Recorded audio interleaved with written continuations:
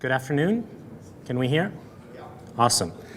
So hi, I'm Karl Schulz. I'm going to talk to you today about OpenHPC, which is a new community effort, and I'm just going to try to give you an overview of this effort today. And I am from Intel and have been working on this community project for about the last year. And I'll show you that it's got collaboration from a number of folks. But we'll start off and give you an outline of the presentation, and I'm going to start off giving you some motivation for why we would bother standing up this new community effort. Tell you a little bit about the vision from a very high level and who some of the initial participants are. Then I'll give you an overview of some of the current components, and this really is, in case you're asking already, is this hardware, software? This is software. We're talking all about software with OpenHPC, obviously running on HPC hardware that we care about. But when I say components today, I mean software components.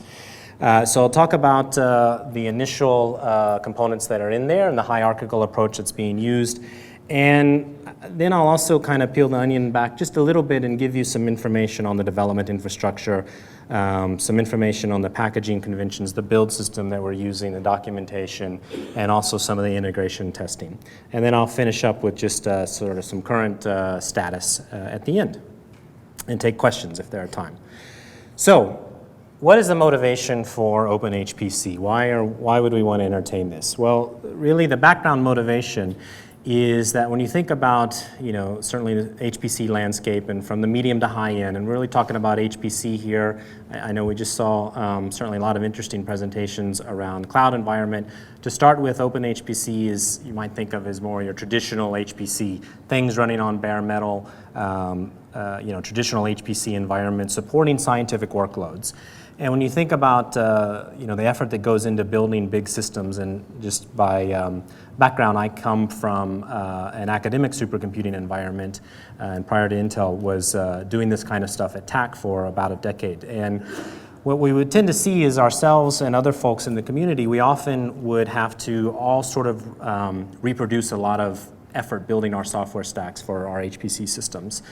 And the reason for this tended to be because the HPC software that we wanted wasn't always available in, say, a Linux distro that we might want to run.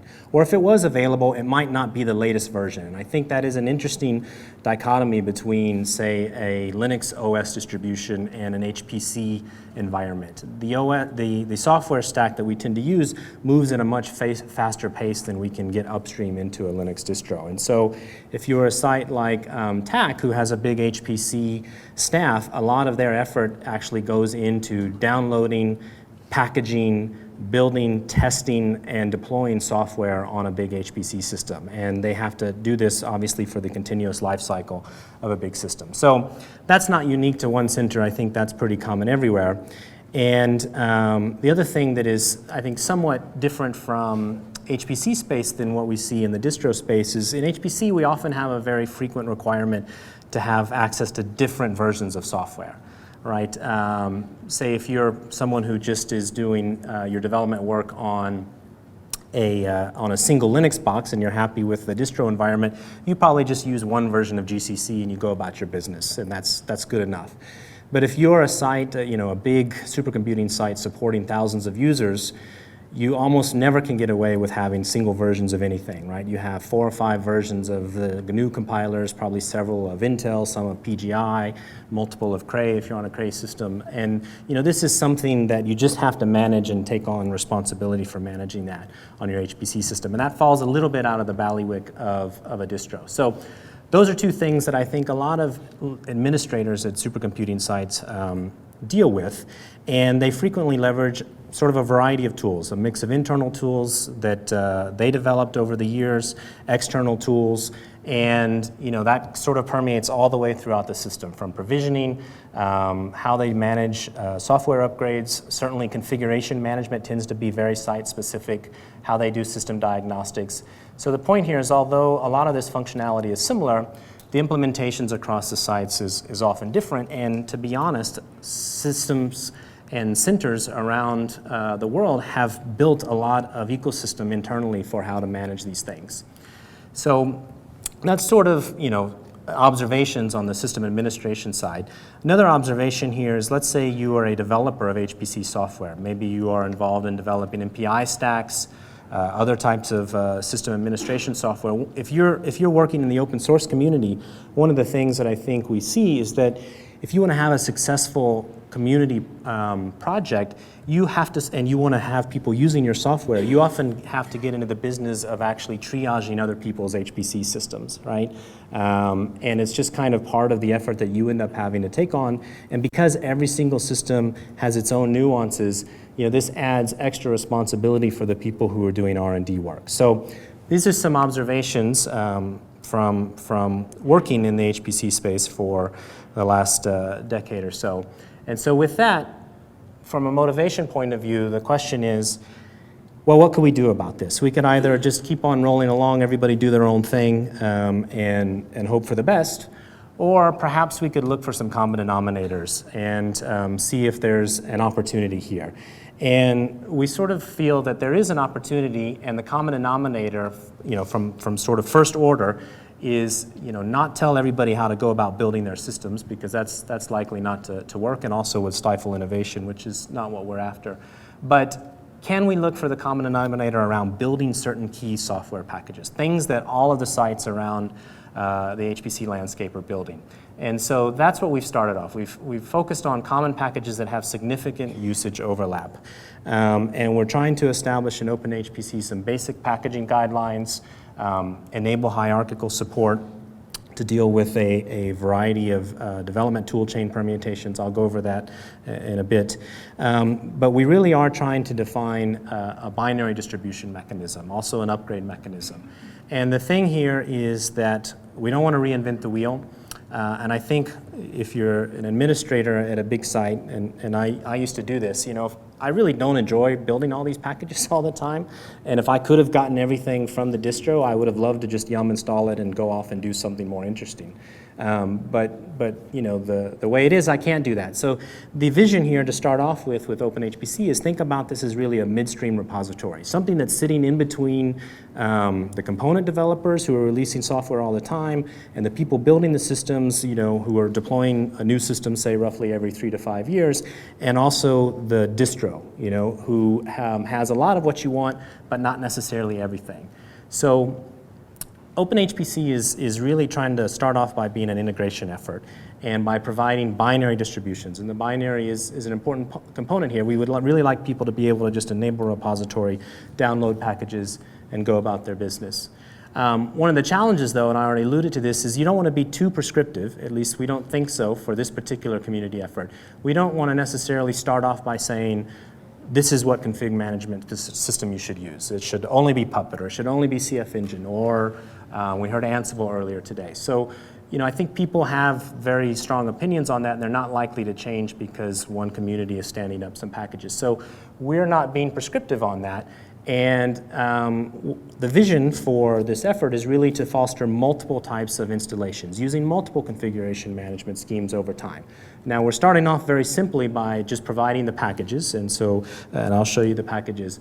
But over time, we do hope that this really does foster a community effort with people sharing their configuration ideas based on different config management schemes. So this top part is really what we are focusing on thus far, and we have worked to seed this project.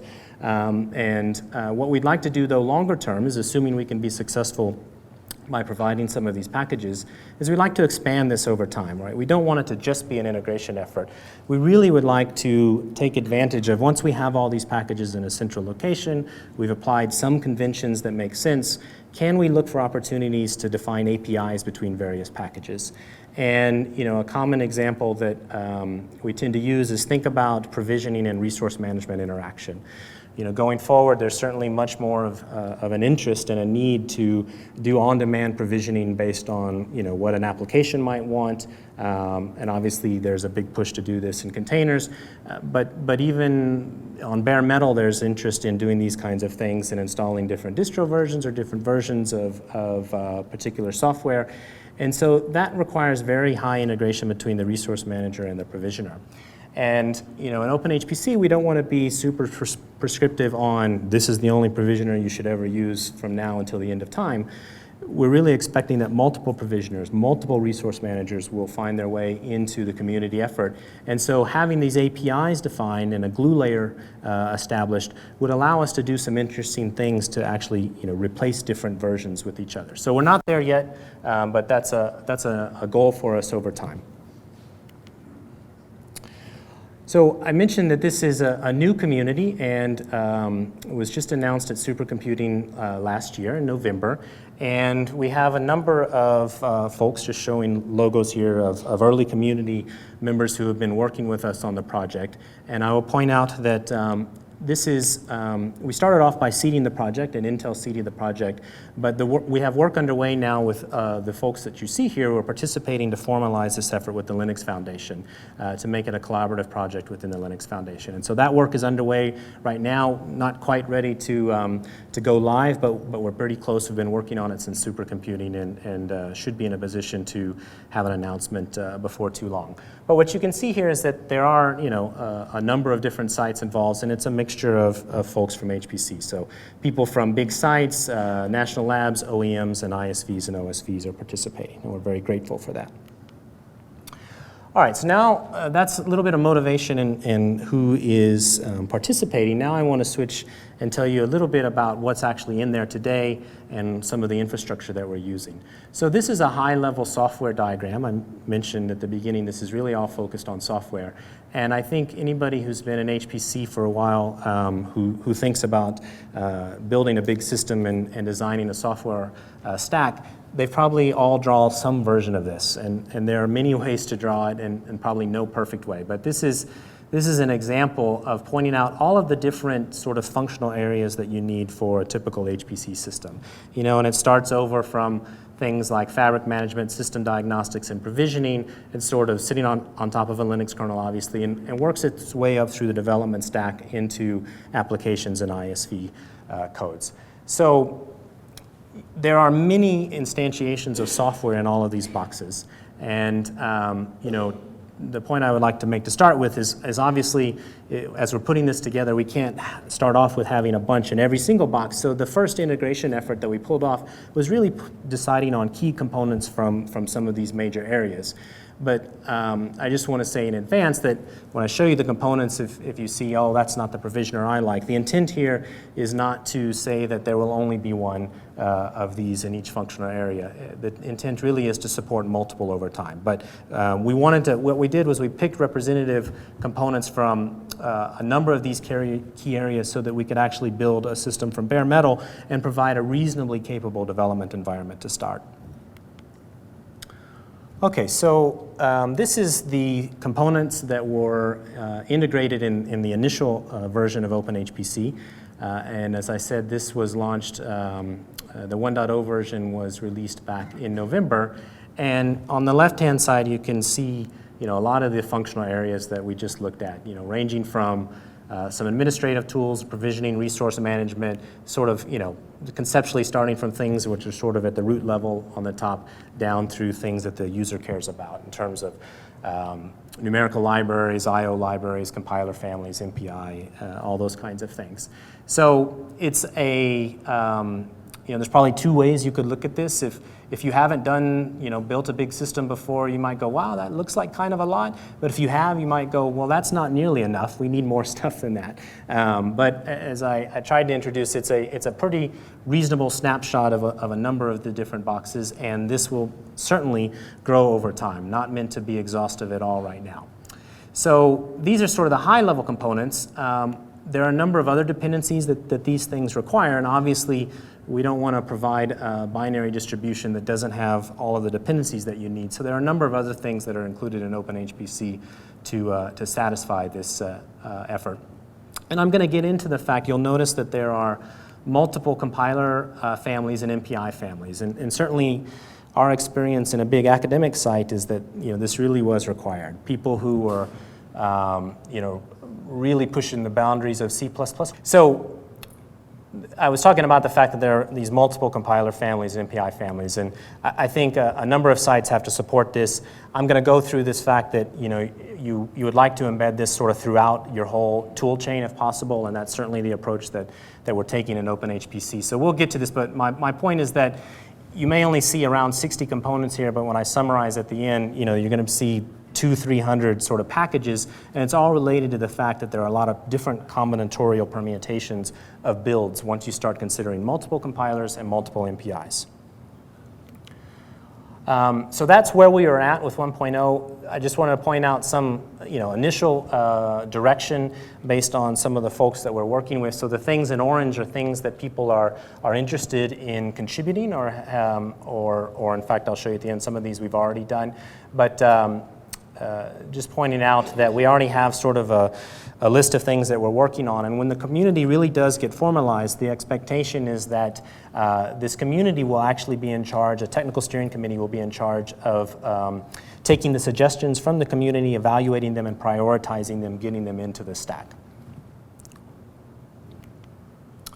All right, so let's talk just briefly about hierarchy. This is kind of a pictorial view of starting at the top from our Linux distribution, and I'm going to use an example of CentOS 7 here. And what I'm kind of highlighting here is a mix between the software hierarchy of the packages themselves and also how they're presented to the user. On the next slide, we'll talk about how they're presented to the user.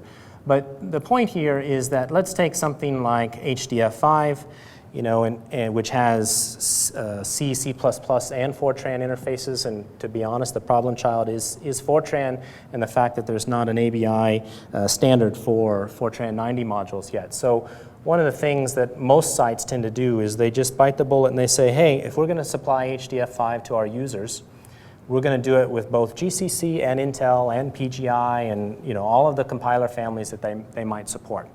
And that's definitely something that we're trying to also take on here in OpenHPC. So the point here is that here is the serial version of HDF5. There's two compiler families I'm showing here, GCC and Intel compiler, and that we build both of those. But then now think about things that have MPI requirements, things like Boost, if you enable the MPI bindings in Boost, and the parallel version of HDF5. Both of those require MPI. We happen to have 3 MPI stacks, MVAPIDGE, Intel MPI, and OpenMPI to start with today. And what you end up with here is you have Boost listed as one component, but you get 6 different builds of this. And so this can sort of blow up on you pretty fast. And so that's why we're really trying to design this hierarchy directly into how we build our packages and how we expose them to the end consumer.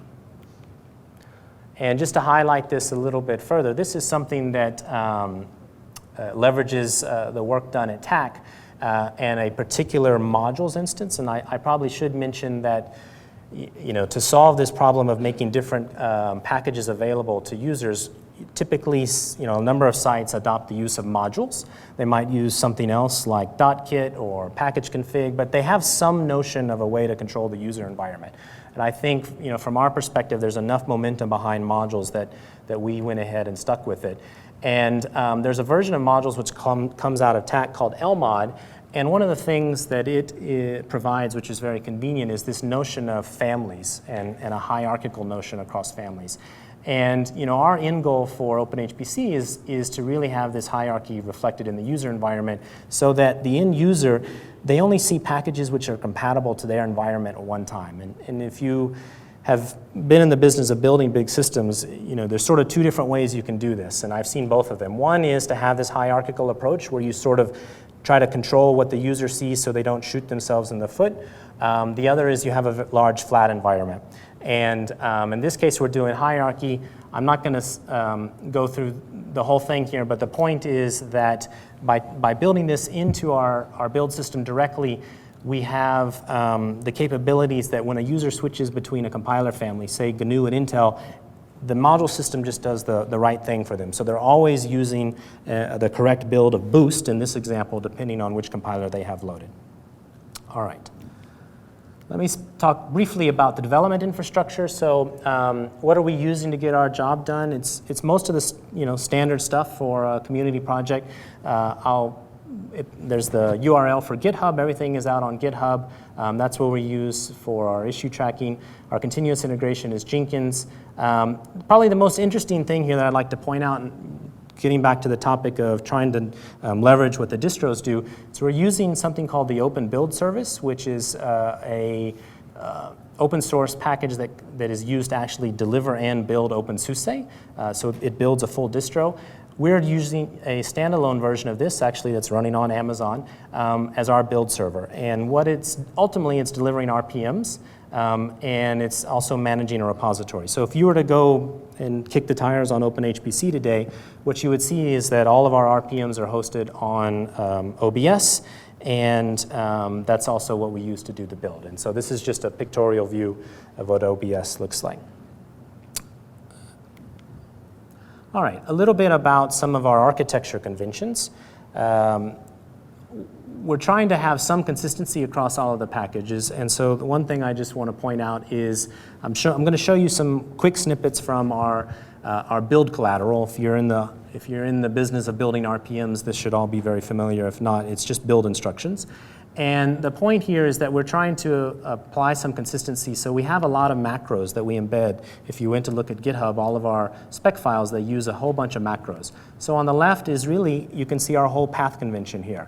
And the reason it's abstracted, you may say, hey, you yahoos, we hate installing stuff into opt, right?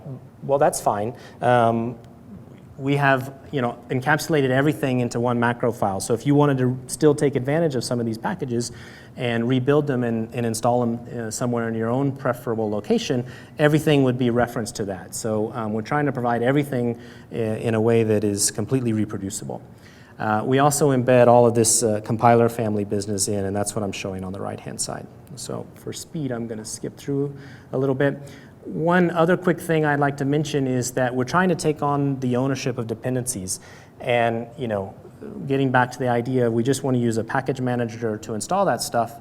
It means that we have to own the dependencies between all of the packages. And so we provide templates for doing this. And the point here is this is a snapshot from a spec file.